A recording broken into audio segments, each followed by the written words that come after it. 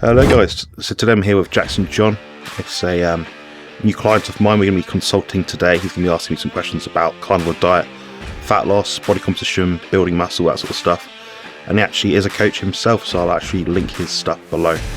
Get in touch with him after the fact if you're wondering about what he does or any services he does provide. Anyway, how are you doing today? Blessed and grateful, my brother. How are you?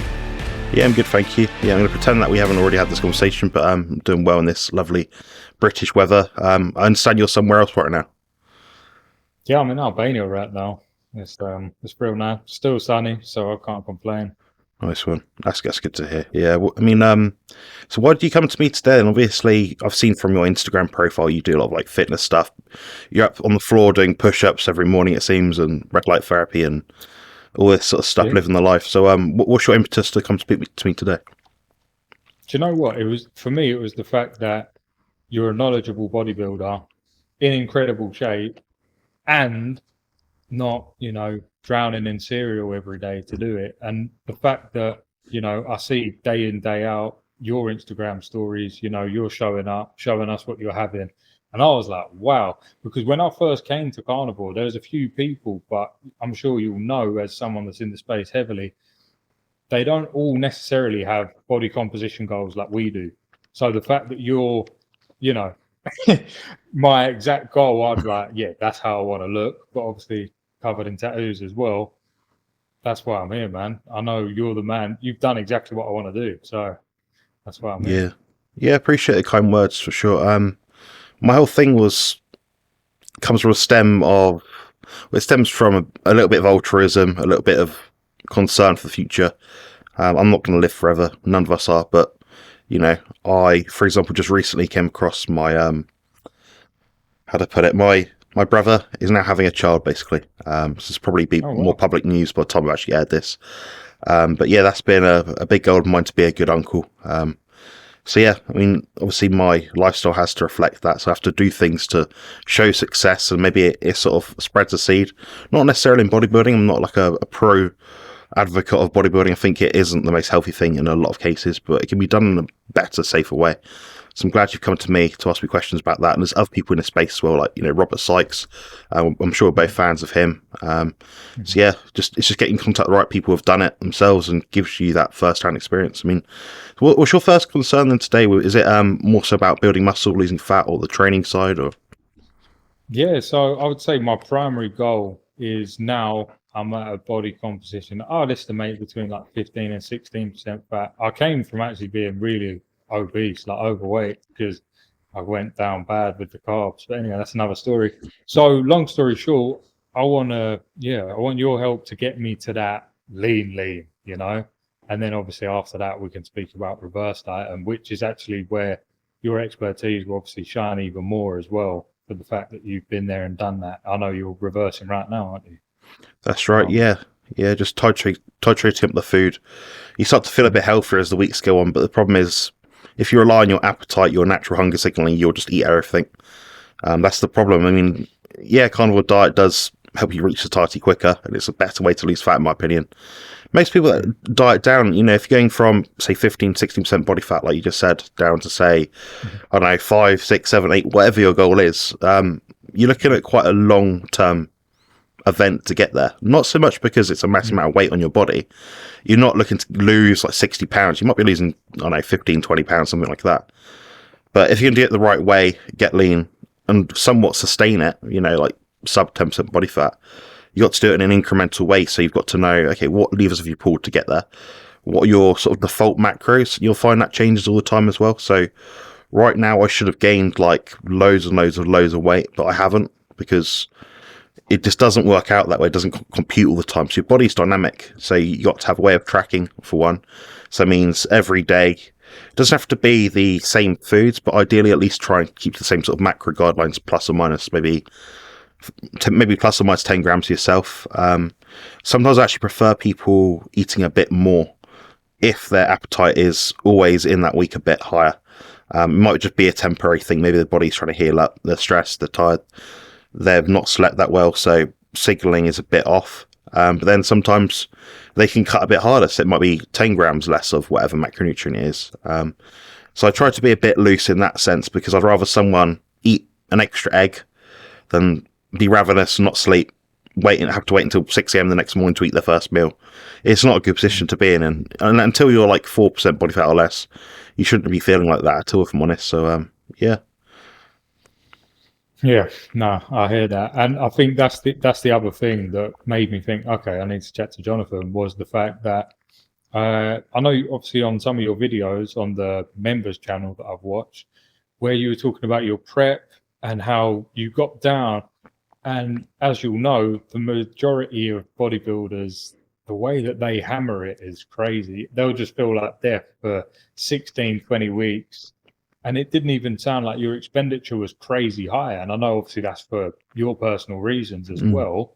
But that's what really impressed me, was like, okay, like he's still got food and he's not going out and doing, a 12K hike every day either. Yeah, quite literally. Honestly, my prep coach Marty Rice from South Coast Powerhouse. No discredit to him, but we're similar sort of stats, like height, weight, quite similar. Similar sort of bodies in some ways. We're both quite proportional. But he was dieting on, if we looked at calories, half as many as me, and he was also trying to hit. Don't quote me, but it's something like 10, 12,000 steps a day or something.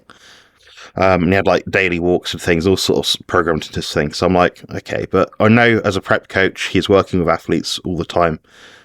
He runs a successful local gym to me. He's busy. He's probably not sleeping much at night. Mitochondria might be a bit downregulated, something like that. I don't know. But, it's a means to an end. The thing about bodybuilding is I keep saying to people, there's no hard rules. I might be able to eat double, and you, as in you, Jackson, might have to eat a quarter of what I eat.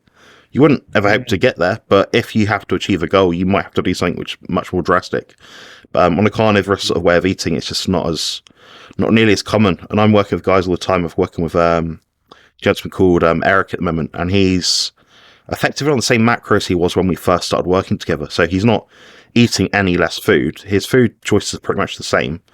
He's got his body to a better state because we've utilised all these biohacks to upregulate the mitochondria, so his body can pump out more energy. He feels better, he feels fitter. That's translating to better recovery, so he can get more muscle over a period of time. So a lot of time it's just getting rid of all the crap, the nonsense, the carbs, refining back what you're doing, tracking what you're doing, getting on a plan, then making the intervention, running the intervention for a week like a scientific experiment. Okay, what happens? Did it work? No. Okay, change it. But you only need to change one thing at a time, I find, in most cases. But then it gets more complicated the more complicated your goals get. If you're an MMA fighter and you're trying to build muscle at the same time, God help you. It's possible, but it's just going to be a lot of faff, and it's going to take you probably twice as long to get there because you're doing two things in one state, So, yeah. I'm a fan of the singular goal approach as well. I think that's the best way to do it. One Stretch from plan B. Yeah. Exactly. Then you know if it worked or not. Yeah. And in terms of the food choices, you'll be pleased to know I basically do just eat a few things. I like beef, I like eggs, and I like butter, and that's about it. That works. It works a treat. I mean, Vince Stronda used to do the same thing pretty much. Also, he added like a carb at the end of the week. But I speculate if he didn't do that and just become really fat adapted, I wonder if he would have been a better athlete. 100%. In terms of conditioning, at least. I mean, he's never like dinged for conditioning, like being ripped. But I'd imagine that if he was in a low insulin state for longer throughout the week without the carb up, he'd have been diced out of his gourd. But I don't know.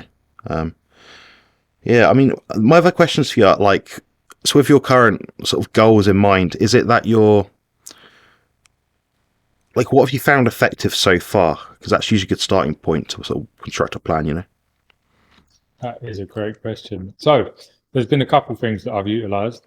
When I was in Spain earlier in the year, you put out something again on I believe it was on your paid members channel, and it was basically how to calculate your macros for a certain goal. No. And you clearly said, don't do this for longer than a couple of weeks.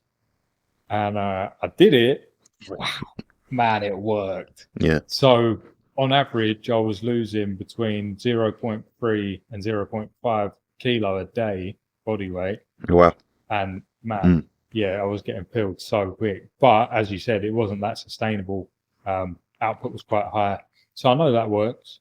But then I also, again, from studying your channel and things that you've said, I've realized that I did feel better with higher fats, my protein. I'm not too fussed about, like, my recovery is always very good. At the moment, I'm training 4 days a week, and I'd rate my recovery on a scale of 10, probably like an 8. That's good. Yeah, it's only like hamstring DOMs that really sort of linger. The RDLs will do that, as you know. Yeah.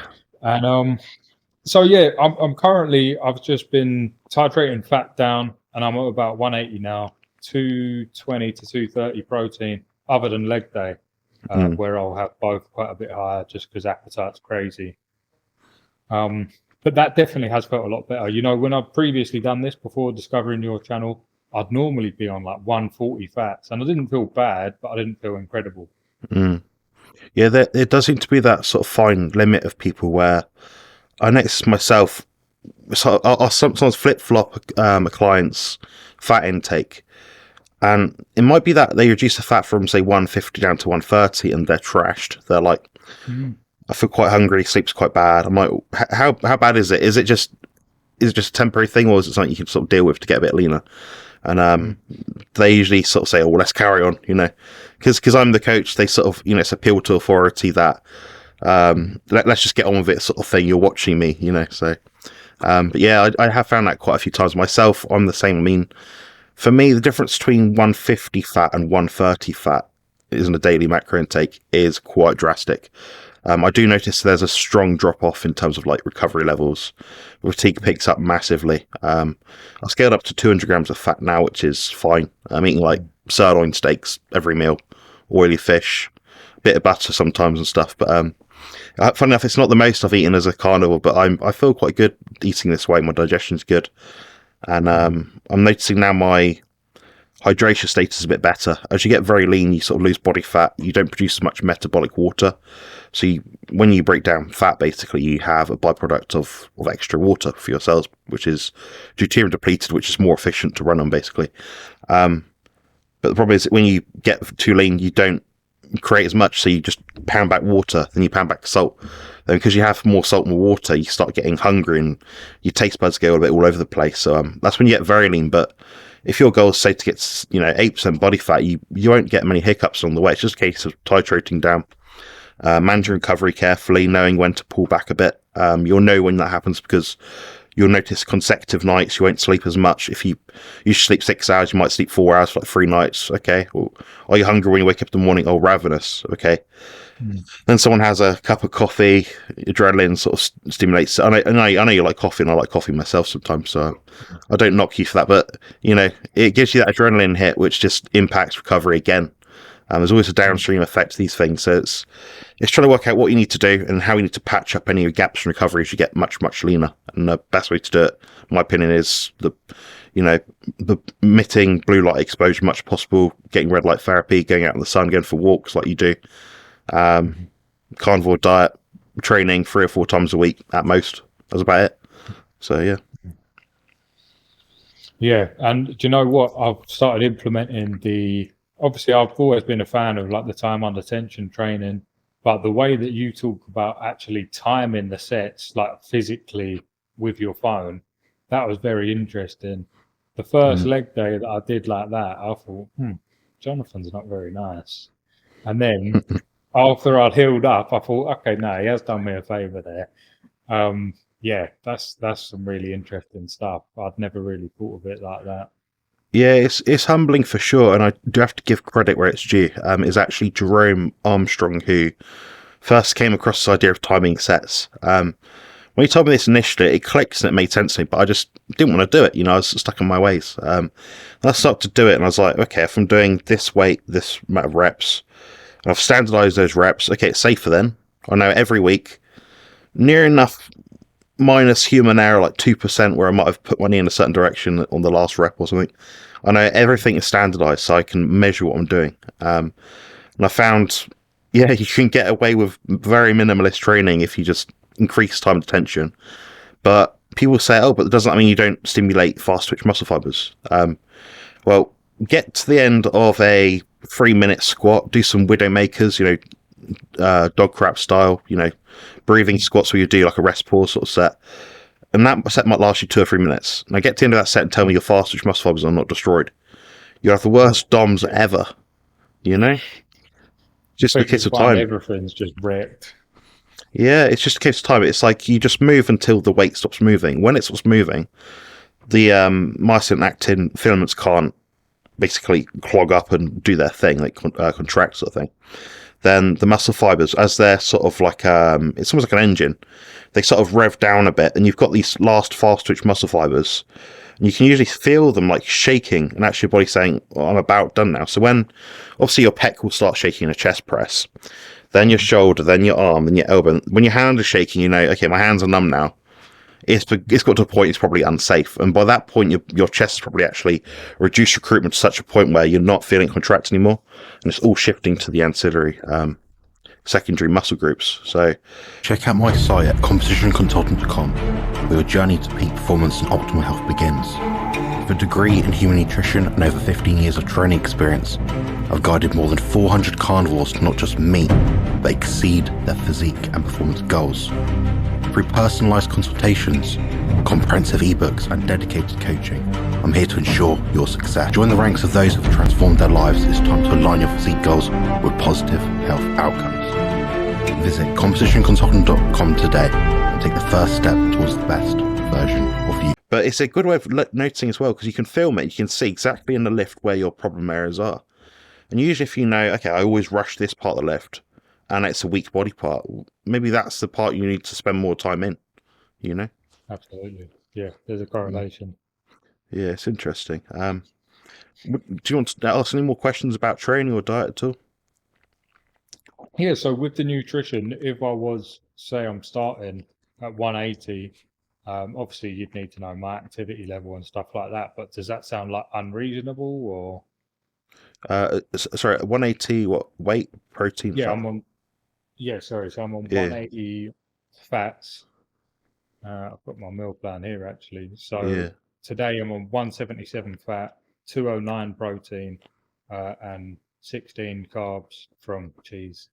That's quite a bit of cheese, but if you like it, you like it. I mean, you say, yeah. I mean, most people, first thing they say with that kind of protocol be drop out the dairy, and I say, okay, so he's going to drop out one of his most energy rich, but probably nutrient void, or at least has less nutrients per calorie per gram, whatever, foods. Okay, that's a bad idea. He's just massively reduced the fuel source.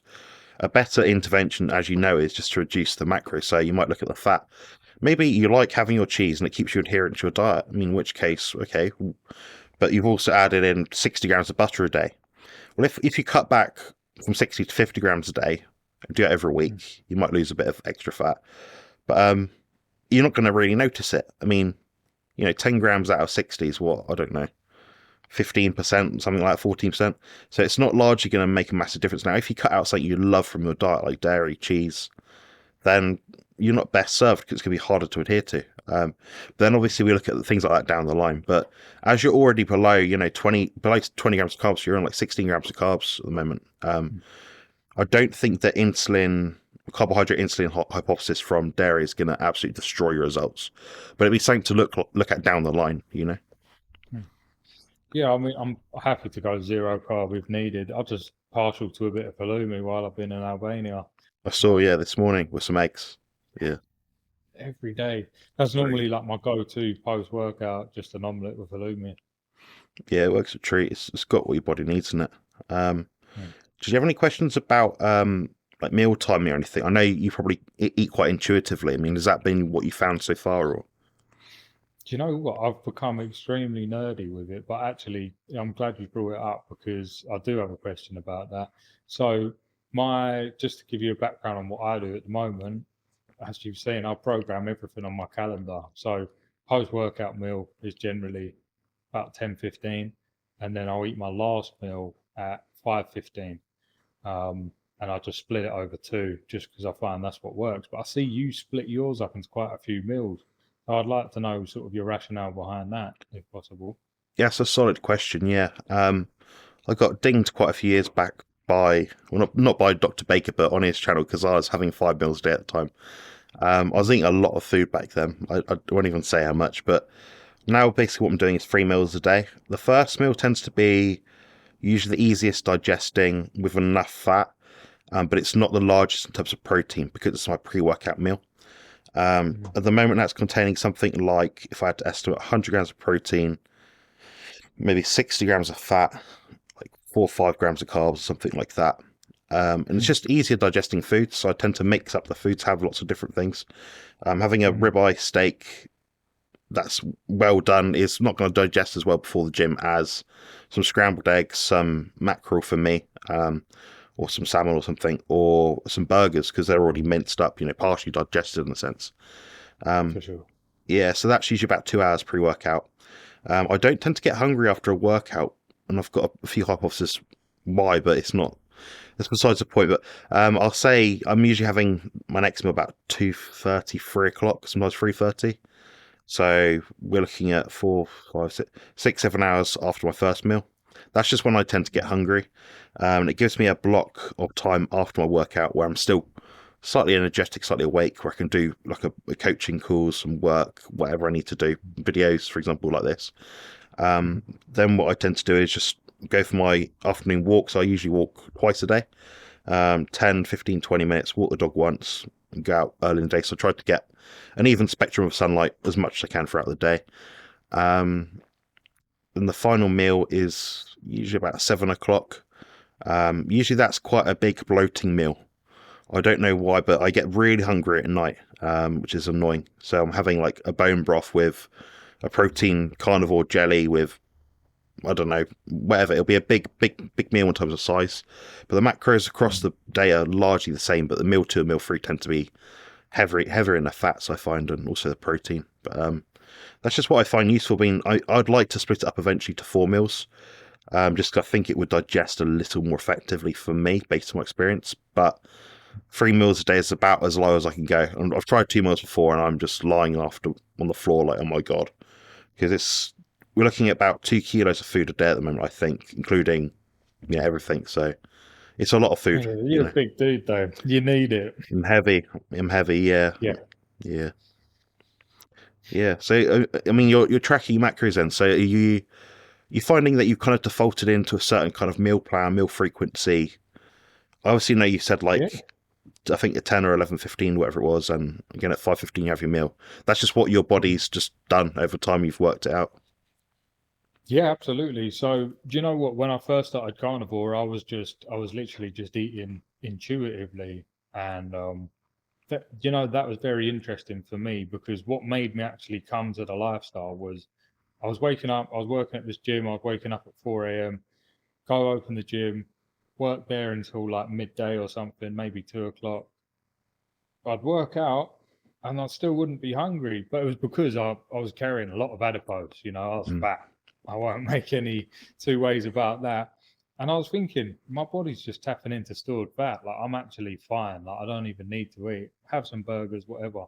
And now I've kind of fallen into that, as you said, I've fallen into an eating pattern where, do you know what? Carnivore's given me the freedom and the flexibility to just work. Like I wake up at 4 a.m., as you know, do my press ups, and then I'll train fasted, and then I'll eat post workout, and then again in the evening. And I'll find, as you said, if you put a big fatty meal before bed, that works for me because it does give me probably more of an insulin spike than my eggs and stuff do. And I start feeling, a bit sleepy, a bit tired, have some ashwagandha, magnesium, and then it's off to sleepy land. So Yeah. it works quite well in that respect. But, I'd be open to changing meal frequency if that would benefit me. But that's just that's normally how it happens for me now. Leg day 3 meals though. Yeah, makes sense. Yeah, that's what I find of people. You tend to go by the size of the person. Eddie Hall might be eating 6 meals per day on a carnivore diet. He might have to eat to satiety 6 meals per day. That just might be it. For me, it's 3 to satiety. As I'll probably get heavier over the off season, probably push up to 4 just to split it up a little bit. Beyond that point, it does become annoying. So for me, going from a diet previously of 7 meals per day down to 3 or 4, very freeing. You made a really good point there. It takes me most days like 10, 15 minutes to cook my food. Chuck it in the air fryer on, boil the kettle, bone broth, done.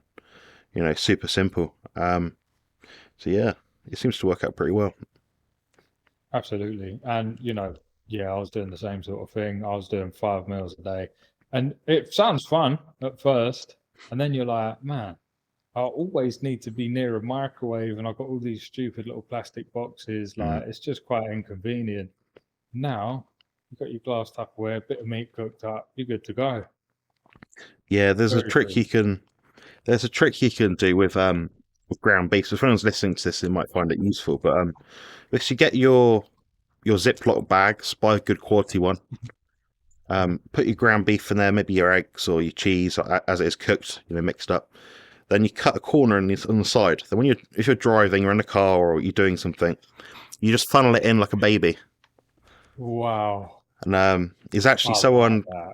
I found that out from a guy called John Anderson. He's not carnivore, but he's like very keto, meat heavy sort of diet, and he's a big pro bodybuilder. And he's like, yeah, I'm always driving on the road, so I'm just doing that all the time. So I've just got all these pouches that he just chucks in.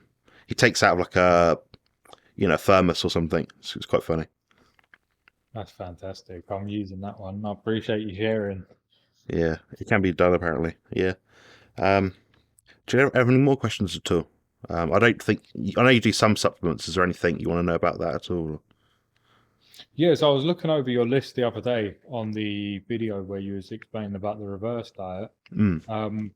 But I couldn't see. Do you take anything directly for digestion?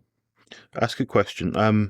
My digestion is always a bit hit and miss at the moment, if I'm honest. Because I've been in a low fat, pre-contest phase for God knows how long now, 9-10 months, whatever it is. Your digestion does slow down. I notice that especially when the fat's too low. In terms of like digestion, if I am having a problem, my first port of call is usually to add like a digestive enzyme. So that might contain 250 milligrams of digezyme in it, which is like a patented blend. That's my first port of call.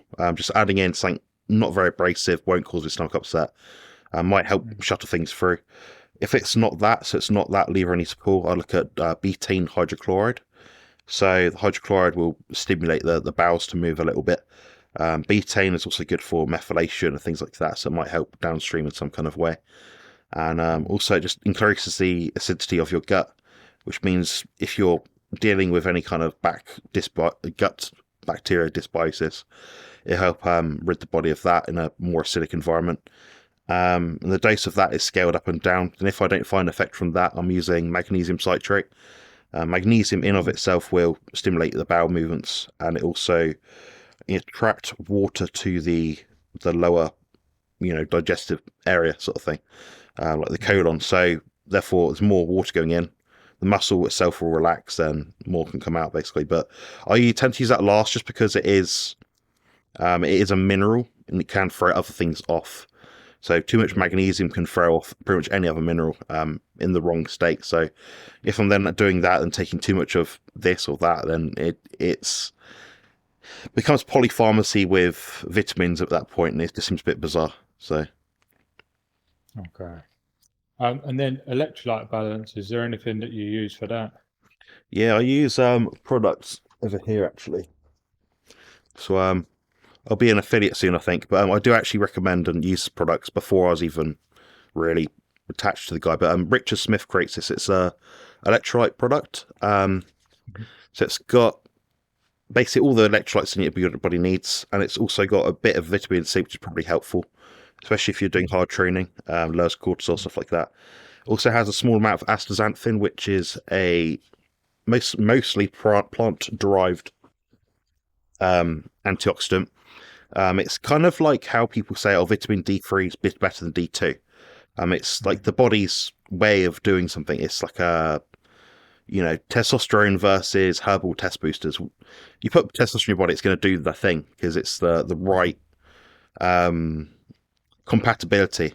It's like you can't put a Android software into an iPhone and vice versa. So it does work really well for antioxidant benefits. And if you look online at the studies on it, 4, 8, 12, 16 milligrams per day it's been studied at. It's mad effective. With all the things on there, it is expensive, but it does have a very good multifaceted effect on antioxidant status, also digestion as well, epithelial cell function. What else are we looking at? Recovery from the gym, lactic acid. It's it's in oily fish and things like that, but just having a bit more might be helpful. So yeah. For sure. Which supplements was it? So you said about digestion, but there's a bit more, isn't there? Yeah, so I was just asking if there's any like protocols that you'd recommend, because I'm not going to say my digestion's bad at all. I'd say I'd give it an 8 out of 10 again. Sometimes, if I have too much dairy, I'll notice sort of downstream effects. But other than that, if it's just meat and eggs, I'm flying. Had to recently cut out pork, but we won't get into that. But I'm not doing pork anymore. Yeah, that's fair enough. That Yeah. cost me a week in bed. You actually just did give me one very interesting thing that I wanted to ask you is, so when you was previously a bodybuilder with the carbohydrates and all the rest of it, have you noticed the difference in how hard that you can take a set now that you're, not producing so much lactic acid? That's a good question. I think you've answered it yourself. Yeah, bang on. I found that the lactic acid is less. I can still achieve that burning sensation, but it's different. It's not so much the burning is stopping me because it's painful, but it's more because my muscles are stopping me. So usually if you do a set bicep curls, 10 reps in, your arm gets a bit heavy, like, oh, it feels sore, lactic acid. I don't get that strong signal from my body in terms of like that pain, that burning. But the actual muscle fatigues, the actual muscle slows down physically. So it means I've got less of a distraction when I'm actually training. So I'm looking at just the time rather than looking at the time and thinking, oh, fuck me, this is hurting my bicep tendon, So, I found the endurance aspect of it is way, way enhanced. I find that recovery between sets is better as well. I speculate that's because I'm maintaining a lower inflammatory weight. If you weigh less, your body doesn't have to work as hard to pump blood around. It's pretty obvious. I was looking back at Instagram photos. I got one on there somewhere from maybe 5 years ago. I was 124, 125 kilos. Right now I'm like 98 this morning, I think. So you can imagine how big I was. A big balloon. I was big, muscular, had faint abs, but I was big, inflamed to hell. I did not feel fit at that weight. Walking upstairs was really, really hard. Even harder than now, I think, nearly. So it's like, it doesn't serve you. I'd say being at a leaner weight as well makes you fitter without even trying, just through the diet. Yeah, for sure. And I think, that's what's brought me to this goal now is like, you start carnivore maybe because you've got like some sort of body composition outcome that you're chasing, and then you start feeling better, and then you're like, oh, wow, I've kind of felt awful my whole life. And then, as you know, then you start getting into the biohacks and this and that, and it all just compounds until you're like, I just want to feel good all the time now. Yeah, for sure. You see this all the time. I sometimes ask for blood work from guys just for the hell of it, just because I know it's going to come back really, really good. So I had I think 3 lots back recently from some guys, and one of them is my long-term client. It's a big Nev. You probably see him comment on stuff on YouTube and that. So give him a follow, guys, if you can, if you want. I don't think he does anything, but he's been working with me now for about 2 years, and we've not done much with his diet really, other than just taper things up and down, but work out what he needs at a specific point in time, because the body's so dynamic. In that time, he's had a surgery, he's had severe illness. You look at him when he started, he had not a fat body by any measure, no gut, but he just had like a bit of loose skin, like no firmness, no, this is my chest, this is my shoulders, these are my deltoids sort of thing, He didn't have much of that, but now he's got like an action man body where you're like, if that was my dad, he's about 50 years old, so he's probably just about old enough to be my dad, I think. So you can look at him and think, God, that is a mad body for his age. Honestly, I'm very proud of him. He's very proud of himself as well. But he's just done that just through sensible training, programming, and his health's got better and better and better. We've implemented all these health hacks. He's now got, I think, a sauna and a hyperbaric oxygen therapy chamber in his house. He's got home gym set up if he can't go to the gym. He works hard. He works long. I can't obviously disclose too much, it's confidential, but he has one of those sort of jobs where you think, yeah, you're grinding, and he's always traveling, stuff like that. So he's doing it on like 2 sessions a week with a carnivore diet. just tracking things, pedaling along, working hard. Once we got the feedback we needed from all the video footage, we're able to sort of really make some solid change with his training. I noticed people across the board, whether it's a newer guy or a guy that's been training. As a general gym manager for 30 years, I've had loads of people come through the books and they're actually learning more stuff, and I'm actually learning stuff as well with them. Different injuries and things. Oh, my knee joint's like this. Well, maybe the way you do it is completely different to the way my brother might do it. Maybe you need to do a single joint movement. Maybe you need to point your toes a certain direction. You start to notice trends as well along the way. So when I make some of these videos, it's like I'm rehashing the same thing I said 2 years ago, guys. But it's just obviously putting it out there in a way which is digestible, accessible for lots of people that can just get to it.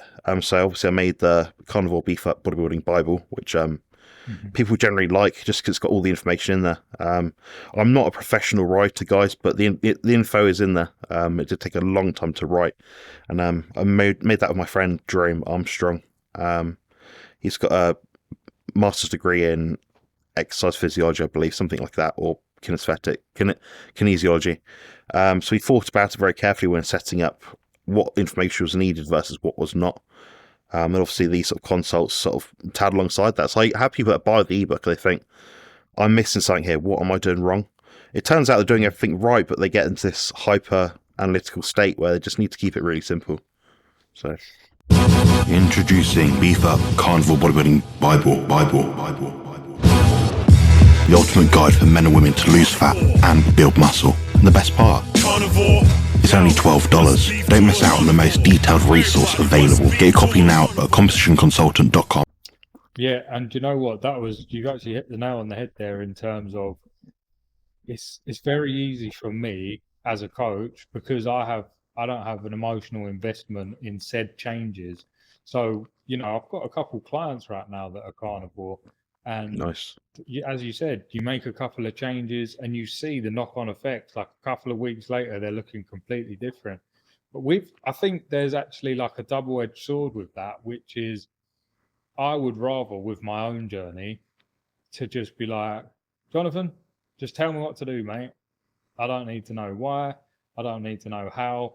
Just tell me what to do. Because otherwise, and I've seen this with one of my guys who's a coach, is he would set stuff for himself and then 4 days later he's thinking, but is that optimal? Too much you know food. What I mean? Like the second yeah. Yeah, like sometimes you just need to be told, mate, this is what you're doing, crack on.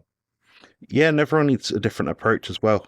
So for example, this year's the first contest prep I've done where I actually said, all right, I'm going to hire the coach, I'm going to do this stuff. And I live with autism. It's hard for me to sort of take advice from people at times, and I like to do my own thing, because everything I do up to this point, in 29 years old, has been specific to reach a certain point. If I deviate from that, I'm doing something I didn't plan to do, which for me really throws me off at times, especially when it comes to my own stuff.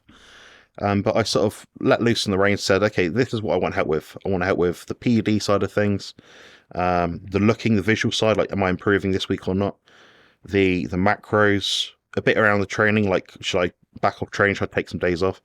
And if you left me to my devices this year, I'd have overtrained to hell and probably land up in hospital. But there were some weeks it was like, okay, deload this week, deload this week, deload this week, maybe like 20 days, 18 days in total. Or I wasn't training, or I was training very minimalist.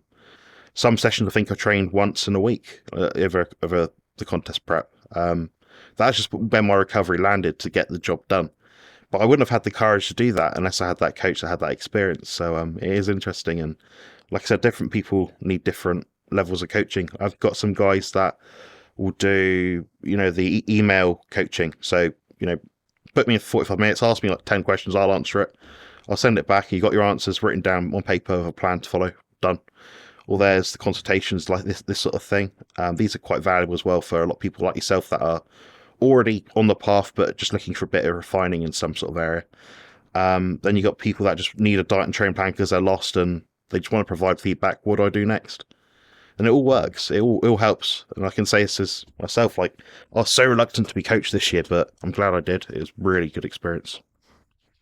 I'm glad you did too. The look was crazy. Yeah, I think we can up the ante next year. About 4 more kilos of muscle. Wow. I think it's doable. You know, that was what was so impressive to me as well. Was obviously I've got friends that are bodybuilders and stuff, and I remember briefly speaking to one of them before, and I said, "Oh, I've been following a guy, and he's a bodybuilder, but he's carnivore." Da, da, Oh da, yeah. da, da. And they were like, "Oh, how will that work on stage?" And all the, the typical sort of questions. And I showed him the picture of you when you won, Mm. and I said, "Oh, look, my mate, he's a bodybuilder. He just won his competition." I didn't say he's carnivore, anything like that. And he was like, "Man, he looks incredible." I was like, Mm. he's carnivore. And he was like, I saw "What?" it. And it was like, Yeah. his brain couldn't comprehend that. Yeah, honestly, I love hearing stuff like that because it is personal. It means it is hitting someone on impacting some people on a personal level. There's a guy on my Instagram. I think he's into like the biohacking kind of stuff. He's not made the full step there yet, but he's saying he's carnivore and competes carnivore. He kind of did, kind of didn't, I guess you could say. But he's looked at it. That tells me, okay, that's a guy on Instagram like, who I saw at a show like 5 years ago. He's now doing what I'm doing. Okay, he's got maybe 1,000 followers, whatever. Say 20 people look at that and pick that up and think, "Oh, I'll try it for a month." Maybe 10% of those, 2 people.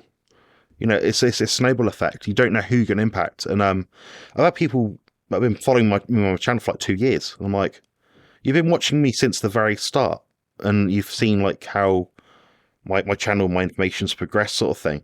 But I also look back and think, oh my god, they know me when that's the most cringeworthy and awful. you know, We all when you start make somewhere. Now you're yeah. coming with the delivery, the facts, the physique. No, man, it's really good.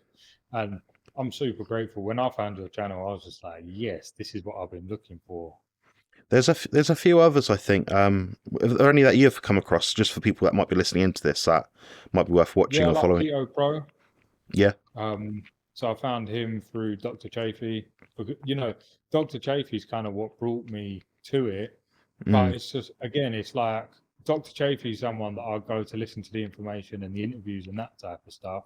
But you were the first person that was aligned with my goals in terms of physique, you know. And the only person I'd ever seen before that had done any sort of bodybuilding and that was that. Do you know Tristan Lee? Yeah. The Yeah. American kid. But obviously, it's kind of hard to relate to that because he's really small. No offense to him, but I'm not really small. I'm like a big man, and I like eating a lot of meat. So yeah, that was interesting. And but seeing him doing all that stuff was really cool too. I think with his journey, I mean, I'd be interested to know your thoughts, but I think he just wasn't eating enough, man, and he was just doing too much. That was it, yeah. The problem with a lot of carnivores is they'll say, I say this every single day, pretty much, to someone. They start off, they eat their fatty Costco ribeyes, but they don't eat the fat that comes off it. They're like, oh, I'm losing weight. Oh, it's brilliant. I'm going to have more fat. Then they get fat. You're just eating too much food. That's it. But he's obviously not eating enough food. That's why he just struggled. So he's always dwindling in that probably high cortisol, low recovery state. He's also doing a lot of activity. Personally, if I was him and I went back in time and I could do what I need to do to achieve a certain goal, I've reduced my activity a lot. I think from memory, don't quote me, but I think he was training something like 6 times per week for like 2 hours a time. Something like 25,000 steps a day, something like that. I've reduced that because that's probably the biggest impact of, one, his time. So he's always walking around, he doesn't sit still. 2, he's always stressed, he's not recovering. And it's meaning he's having to eat that much more food, and he's only a small sort of guy. And he was eating a lot of food, but he wasn't eating enough food. That's the thing.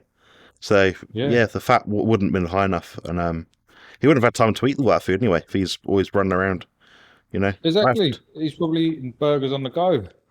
You'd have to be, honestly. I'm eating about 500 or 600 grams of meat or whatever per meal, something like that. And that satiates me. And I'm like, okay, the guy with that activity level, so let's extrapolate it and say I did 4 times more amount of steps per day. I'd be back in contest shape in like 5 days, probably. Exactly. I'd be just shredded out of my mind. So yeah, it's always the right lever to pull. So I'm always asking people, what's your step count? What's your job? What's outside stuff? because ultimately we go to the gym for maybe an hour a day. Some people do a bit more, but if you're doing 20 hours a day of other stuff, which is too much, you need to draw back from that. And I'm working with a lot of women that tend to do too much in the gym, but I just refine what they're doing and just get them away from this fear of being, afraid of weights and afraid of progression and strength. I mean, do you work with many women at all with your sort of coaching where you find they tend to be just too overzealous, I think? Do you know what? I work with 0 women. Yeah, just men. But I have coached women previously, and yeah, I could attest to that as well. Like she'd be like, "Oh yeah, I've done X amount of steps today and an hour on the Peloton," and I'm like, "Where's that on your plan?" Like, I definitely didn't tell you to do that. There's no extra points there. Yeah, there's no extra points because you think you're getting a gold star, but what you're actually doing is crashing your recovery, throwing off energy where you should have been resting, etc. And now you just put yourself in the hole, and then the next day you feel like shit. So it's like not really great. But I've had male clients like that as well, to be fair. And I think, as you said, with your prep coach, sometimes having someone to rein you in and just being like, "Yo, bro, just stick to the plan. You're doing what you need to do," is a much better approach for the majority. There was one point in our last prep where Marty was like, "All right, we're in good shape right now," because I was already lean from the show prior in June. And he's like, "All right, at one point, if we do need to, we can drop the hammer and add in cardio, like 10 minutes after you work out 3 times a week." That would be dropping the hammer for us. That would be like, we're making a big change here. But for anyone else, that's what they do anyway. They'll do that just quite happily. They just think, "Oh, sod it, I feel all right today. Well, my scale weight's not going down much. Just add a bit more." No, and do you know what? This is another thing that made me really want to speak to you about this so I'm in a mentorship. I won't say with who, but they've been teaching me, the traditional ways to get someone in shape. I'm sure you can imagine. And when they were speaking about doing a prep, and they said the starting, like week 1 of prep, you're doing 5 times 25 minutes on the Stairmaster, and I just thought, you know step mills, yeah? I looked this up. I seen it. It was in a prison documentary, and they used to make people walk up the stairs all day. Torture. That's where they're from. It's literal torture. Yep. Yeah. And do you know what? As well, it's funny because waking up at 4 a.m. fine, training fasted fine. As you know, I fast for 2 days out of every week at the moment. I've been loving doing that. All of that's fine. Stairmaster, put me on it for half an hour. I'm in a bad mood for the rest of the day because the fatigue that it brings, and I just think I hate this. Like, I don't want to be doing this.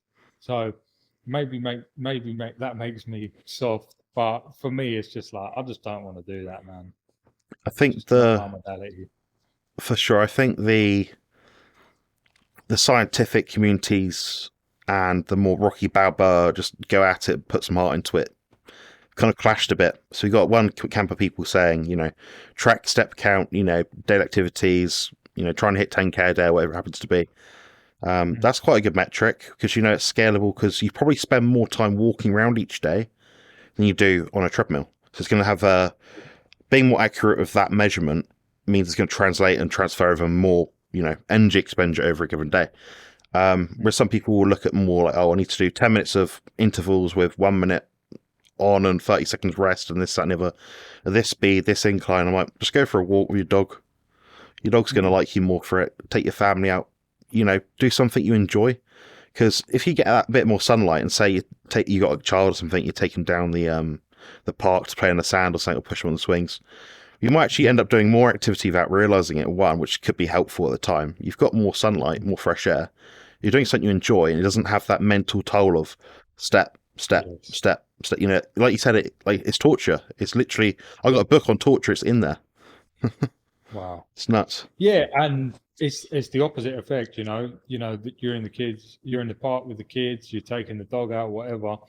Cortisol's lower. You're having a good time, or you're on the treadmill or the Stairmaster thinking, "I hate this." That's not going to be great for your mental state, I don't think. And then it's not conducive to what we want. So I'm glad that, when I saw at the end of your prep, you were saying, "Oh yeah, we was doing 10 minutes. I believe this was for your first show. First, I yeah, was doing yeah. 10 minutes of low impact. And I was thinking, what? I've got people telling me I need to be on the Stairmaster for 45 minutes. It's, I mean, it is almost an energy equation with hormones, with fatigue, with recovery built into it. So yeah, I mean, if you do more, you'll get to the end point faster. But what will that do to your body? It will trash your recovery. And like you said, 5 times 25 minutes on the Stairmaster at the start of a prep is nuts. That means you probably didn't start off in the right position when you began to prep. And this is going to sound so controversial. I'm going to get a lot of grief for saying this, but sometimes drugs, supplements, peptides, hormones that you might add in during a bodybuilding prep are actually a better substitute for your body than doing something drastic like, 5 hours a week on the Stairmaster or something. If you think about it, well, you've lost 5 hours. You're standing in under blue light, most likely, in a gym. You're not getting fresh air. You're causing left ventricular hypertrophy. But just because the beats per minute and the upregulation of the heart cells to keep up with the demand. Then also you've got the side of it, which is, well, your joints are going to be sore. You're going to be more tired, all that sort of thing. Whereas if you just kept your basal metabolic rate steady with a certain thyroid hormone, we got less things to compete with.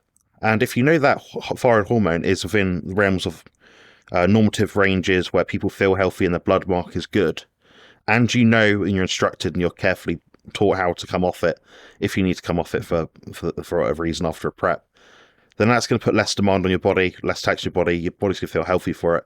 And you're also keeping things regular anyway because it's keeping your hormone levels at a certain point. So that's why I'd love to just be here and say, oh, go natural and do everything completely naturally. I think, yeah, kudos to anyone that does it. Robert Sykes, I think what he does is absolutely phenomenal. I've done both ways myself multiple times. I know what is easy and what is hard about each, and it's different things. But sometimes these supplements, these drugs, these peptides can actually be beneficial. I mean, is that something you've looked at all? Just out of curiosity. Yeah, so it's not something I've done, but it's something that I would be open to in the future. Probably like TRT, see what happens. I'm going to actually get my bloods done when I get back to Spain around Christmas, see what's happening there. But yeah, peptides are very interesting, but I'm not a massive fan of injections, if I'm honest. No, I don't blame you. Yeah, They're not fun. They're not. And yeah, I think hats off. I've got a lot of respect for the bodybuilder community and everything that, that they do to achieve that aesthetic. So yeah, it's pretty crazy. But as you said, there is probably more benefit in just doing, run some more gear if you're doing it safely, and just, I don't think the activity needs to be that crazy, me personally. And I've actually found this was something very interesting. So I had these 2 guys that I was working with and their friends. One of them was completely closed off, against a ketogenic or carnivore diet, was not up for it. I said, okay, mate, we're going to do you standard diet, and you're doing the standard diet things, you're doing the 10K steps a day, you're doing the calorie deficit. That word just makes me laugh. You're doing the calorie deficit, you're doing the steps, you're doing the this, you're doing the that. Don't get me wrong. Of course, he made great progress because I held him accountable to tick the boxes. And as you know, it's the monotony that breeds the results, right? It's the consistency. So we did get him a great result. He lost 10 kilos and some change over like a 14-week period, which is great. Rate of loss, that's high. Fatigue was never too crazy. His friend, who was open to a ketogenic approach, so not even carnivore, had his net carbs, they were like 60 something grams per day. Training perfect, fatigue perfect. He was happy days, and he's eating the exact foods that he wanted to. Yeah. He's having a goat cheese salad with mince and all the rest of it. This guy in 18 weeks lost just over 18 kilos. And I was like, that's good going. Wow. And he was doing no steps. He'd walk from his car to his job and then the reverse. And that was it. And he was the like, kitchen. I just don't have the time. Yeah. Yeah, and to the kitchen. He said, I haven't got the time. I said, no problem. Yeah. And now he's training for a High Rocks. That's mad. So, some people just have those genetics, one, also their adherence, and also the balls to go out and do something which is a bit weird. Like, if I go to a restaurant and say, "Oh, I'm keto," that's a bit weird. What you eat certain foods, or you only eat avocados? So, no. Oh, you're carnivore. What? What is that? What do you mean? Is this like some sort of like like some sort of new colloquial slang or something? Like some sort of weird term for something. Yeah, and yeah, it's getting harder and harder to eat out nowadays. I mean, if it's anyone that is from the UK specifically, it might be watching this. Eating out is tricky. I mean, yeah, we can go to Tesco's and buy some chicken drumsticks, packs of meat, some boiled eggs, whatever. When it comes down to like having something you enjoy which is warm, you're not really, because a sandwich is cold, all this sort of stuff's cold, which is a bit more palatable because it's got a mix of foods in it. But eating like a burger on its own that's cold with no salt on it because you got none from the service station, that's not very nice. I've done it lots of times. Yeah. Same. Yeah, when I first went carnivore, I was actually working on a building site because I was trying to get my life right. And yeah, just eating cold burger patties. The guys all thought I was mad until I started turning up and I wasn't fat anymore. And they were like, "Man, you just done that eating burgers?" And I was like, "Yeah." A guy did that, didn't they, So- on YouTube? Just ate McDonald's burger patties for a month or something. Yeah. Rock Man, climber. it's crazy. Yeah, I haven't seen that one, but I just from my own personal experience, I was having, what is it, Red Leicester, that like orange cheese. Yeah. Every day, I would just buy Tesco's 15% mince, cook up some burgers, put the cheese on top, and then just eat them cold.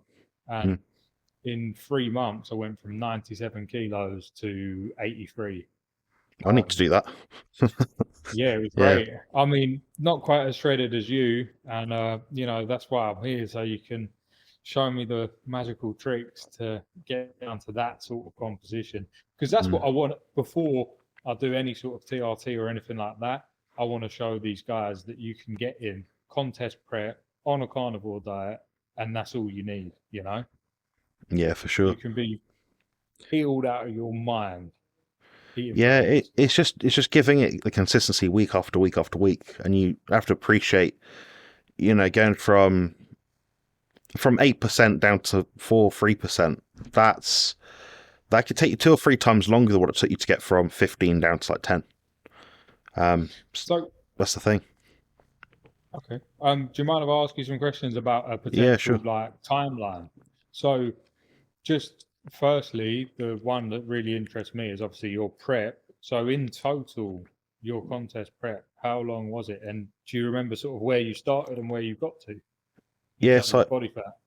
That's a good question. Yes, I think I started somewhere between about 15 and 18% body fat, and that was around February. I can't remember the exact date. The way I start contest preps is usually I just refine things a bit, I give myself a guideline. Then as the weeks progress, I'm like, okay, that guideline goes from a 20-gram bracket to 10 gram to 5 gram to every day I hit the same macros kind of thing. So I just span it that way, just to get my mind into it. So I don't like dropping the hammer initially because I find you might actually just get a lot of fat loss from the first few weeks without doing really that much. Then as time went on, I think I was just dropping quite steadily, about maybe half kilo a week. Some weeks I was dropping like 2 or 3 kilos, and actually the last week of prep, the week prior to the final week, was I think I dropped about 4 kilos. And I was like, where did this 4 kilos come from? And I was like, me and my coach were like, what? Something happened. I thought, oh, maybe it's just my bowel. No, but everything was the same. Everything was the same. Now, we did run a few low days, but it's like we ran a few more low days than usual. It might have been like, rather than 5 low days and 2 high, it was maybe like 7 or 9 low days. My weight just dropped off when I got to that sort of point. So obviously, my body is in like a massive, mad fat burning state. Probably dropped a bit of inflammation that I've been carrying. Maybe a bit of visceral fat that was just waiting to come off, sort of thing. I don't know. There's no real rhyme or reason for it. But yeah, it's just a case of just dropping it slow and steadily. Trying to minimize output, minimize thought process, be a robot, Live each day as the same as you can, but find things you enjoy, which sounds a bit counterintuitive, but you got to understand, I was dieting since February for a show in June. Did I need that long? Probably not. We could have done it a lot faster, but I just wanted to make subtle changes. So if I knew that if I had to drop the hammer again, and another point down the line, I could gas it, So it's about knowing your fatigue throughout the year, and with prior contests, I know, okay, I can give it my all for about this many months, then I'm drained. After my show in June, I was looking at the dates of the finals, which I qualified for, and that was something like 4.5 months after. Not ideal, a long break, but I think I took about 3 days after that in June and just ate a load of junk food, gained a bit of body fat. Body paid me back for it for about 3 more days. Then got back straight on it, and that was it.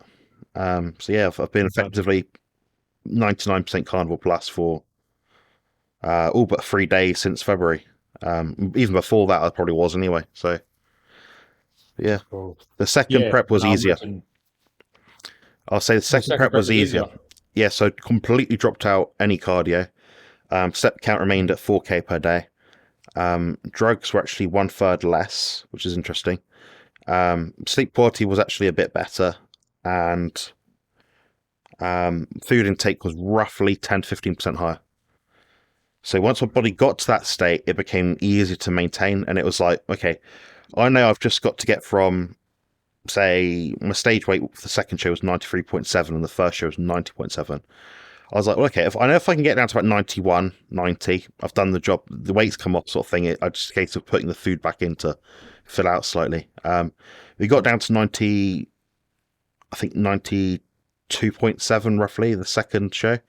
But what we did was just fueled up a little bit harder the second time around, and it did not take 1,000 grams of fat. It was, my fat load was essentially, I believe, I'd have to look back at my notes, but it's 100 grams of extra fat over 3 days. So effectively 50 more, but it yielded a physique which was 3 kilos heavier.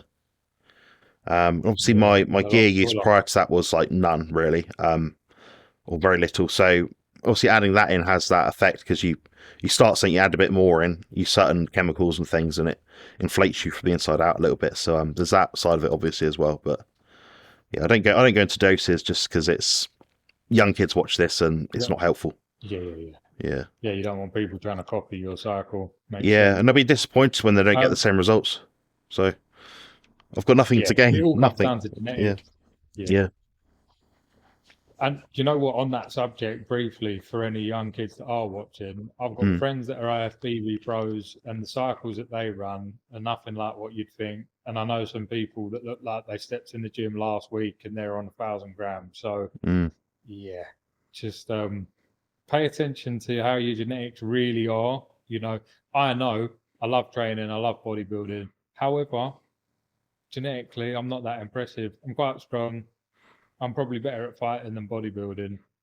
So I wouldn't bother. There's no point for me to do that. However, I do know with a carnivore diet, I can still look impressive and aesthetic, and that's fine for me, That's obviously, I was never meant to be an open bodybuilder, unfortunately. So it is what it is. Yeah, you can only optimize what you can optimize and pull the right levers. It might be down the line that something that you do really appeals to you. It might be that maybe not so much in sports performance, maybe I like the cognitive benefits of having a cup of coffee in the morning. Or maybe you become someone that, with your sort of work with coaching, you got to be quite high performing mentally. You can't sort of leave things to chance. You got to be with it. Good memory as well obviously helps when you work with different people. So it might be that, okay, I use a peptide stack or a supplement or an amino acid thing with your coffee in the morning to help sort of get you along the day. So, lots of people use performance enhancing drugs, and it doesn't necessarily mean performance in terms of sports or gym. It could mean mental, cognitive, I know chess players, they use things like tyrosine, new peps, things like that before their chess matches. But then you think, okay, well, the energy expenditure today for their brain is enormous. What can they do to amplify that and give them a bit more focus so they can, continue playing the games which last hours? So no, it makes sense. It makes sense. So just to go back quickly, when you said about the fat load, is that really what you did in terms of before you stepped on stage? You did like a 3-day load of 100 gram Yeah, extra. yeah. So I don't remember. Sorry, it's 50 grams extra each day, I believe, compared to the show before. Oh, okay. But the surprising thing was the difference it made in my fullness. Like, you know, they say, oh, you need 1,000 grams of carbs to carb up, or you need this many. It wasn't the same with fat.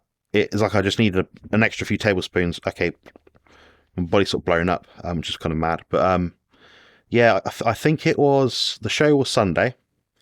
Saturday was my baseline diet, so that's just to drop any inflammatory water you might have from eating extra food, which is almost always inevitable. The 3 days prior to that was a high, medium, and low day. It was something like, I couldn't remember, but it's something like 250 fat day 1, 200 day 2, and day 3 was 150 or something like that.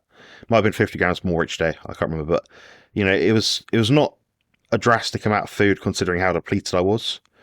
So I think for the next show we're going to look to push it a bit harder just to see what we can achieve. Because the only thing I was lacking on that stage really was size. I was symmetrical, proportional, classic, conditioned, all that sort of thing. But it's just to be competitive at that level. I really could have done with like maybe 4 or 5 kilos extra. I think that would have given me the nod. I think, but you know, these guys were all tall. We're tall, classic bodybuilders, so everyone was competing with. They're much bigger in person when you come across them. You see them. Then these people aren't 5'8" guys. These people are 6 foot plus. A lot of them. One guy's with a 6'8", and he's like me, but a 6'8" version. So when you see him, you're like, wow, you know, really shocking. Lots of people like that. So it was a very humbling experience. But I knew my strengths, knew my weaknesses, and conditioning was prior to maybe 5 years ago was always a problem. Getting lean. The shredded legs and stuff, getting the glutes in, that was such hard work. I'd never be able to do it. But now, like, just a more careful, more managed approach has worked. So, carnivore diet as well. So, yeah, absolutely. And so, when you stepped on stage, what was your body fat percentage then? Because you were shredded, man. Yeah. So, at a height of just shy of 6'1", 93.7 kilos. Digital body fat calipers put me at 3.6 or 3.65% body fat. Yeah, it's like all my skin folds were essentially 3 millimeters or less, apart from my lower back, which is 5, I think. That's like the last place to lose body fat, but it didn't show on stage. I still had, you know, Christmas tree and all that sort of thing. So, but yeah, it's just a case of tracking down those numbers, and you'll notice your body almost zips up. So you'll have like a pocket of fat in your body. So for a lot of men, it's the lower back glute region. So it might be, if you do all the skin folds from the top of your body and the lowest part of your body up, as you get close towards the middle, they tend to be higher. So you see your body literally get leaner, like together, like a zip, like it just zips up. Then when your body fat is like below whatever millimeters all over, you're there. It's just a case of managing your fullness. So eating a bit more food. You know, I oversold to my food yesterday and did this to my body, you know. All the sort of stuff you have to manage a bit more carefully as you get very lean. And I could send you pictures from Monday and a Tuesday, and you're like, what is this, like a different week? I'm like, no, this was about 15 hours after. You'd be like, how does it? I'm like, I don't know. That's the body. A lot to micromanage, I think. Yeah, like you said, it's dynamic. And you know what? Interesting. That's exactly where I'm at, is by where I'm holding my fat now. Is like I said, I'll estimate to be around 15%, because when I'm in the gym, I have veins like Put your 5% in the gym. Well, yeah, and you know, there's some shoulder veins starting to appear, which is nice. Legs are very lean, you know, but that's never been my problem. It's literally just like the lower back region now that needs to come in, and I guess like, yeah, lower back and hips. My belly's got a lot flatter, which is nice. Really, it's just that last bit of tidying up now to show off what I built, and then hopefully a very successful reverse. And I think that will be truly exciting to see what can be done then from a very lean start point, you know, titrating the fats up, see where we get to. I think it's achievable. We'll wrap this up in a second. I think just this last point, well, I'll say that's probably quite achievable in maybe 3 months or less. It's just how it looks, you know. So some people might maintain that look, that weight. Say it was, I don't know, say it was 80 kilos, whatever it was. But you look at 80 kilos for, you know, 3 weeks versus 6 weeks versus 12 weeks. After 12 weeks of staying at that weight, your body's going to look a lot better. So with the reverse dieting phase, you're just thinking, okay, get my training performance as high as I can whilst not getting fat. And to do that, it's usually sleeping better food, recovery, lots of stuff. Keeping blood markers in check as well is also super, super important. So that's how I'd do it from that point. So I'd give it, to go in and out of this program sort of thing, I'd look at doing it over maybe 5-6 months total. You come out stronger, definitely leaner, and just better equipped to work out what you need to do in the future. So okay, this is my sort of like fat set point where I feel like this or that, and things go to crap when I go this low, so it gives you data for next time. It's if you want to go down a level further, and you just do it that way. Absolutely. Nice one. Appreciate you, Jonathan. And Many you. gems. And yeah, hopefully people find this useful. I'll try and timestamp it somehow, because I appreciate it's quite a long ramble.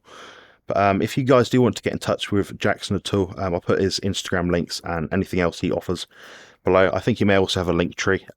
He might pop by the chat below in the comment section just to answer any questions you guys have. But just briefly outline what you do at the moment, what you're trying to sort of put out. Yeah, so my service is men's personal development coaching. So we focus on training, mindset, and nutrition. For me, I found out the hard way that bad habits compound. So to put it in short, I'll hack your habits and I'll turn you into the person that you need to be, and everything's going to improve from that. And yeah, basically we prioritize whole food diet or carnivore diet, your choice, but there'll be no junk on my watch. And I just turn men into the best version of themselves, and I show them how easy and simple this can all be. Because a lot of these people, I see them, they're trying to go about something, and it becomes this whole, oh, I've got to do this and I've got to do that. I'm just going to show you how you do this thing. You just implement this system in your life and you become that person, because that's how I turn my life around and many others. So that's what I do. Training, mindset, nutrition, further mental fortitude. That's the brand. That's what we do. Absolutely. Which is coming on. I'll link all that below. And see you guys next time. Appreciate you, brother. Build muscle and lose fat on the carnivore diet.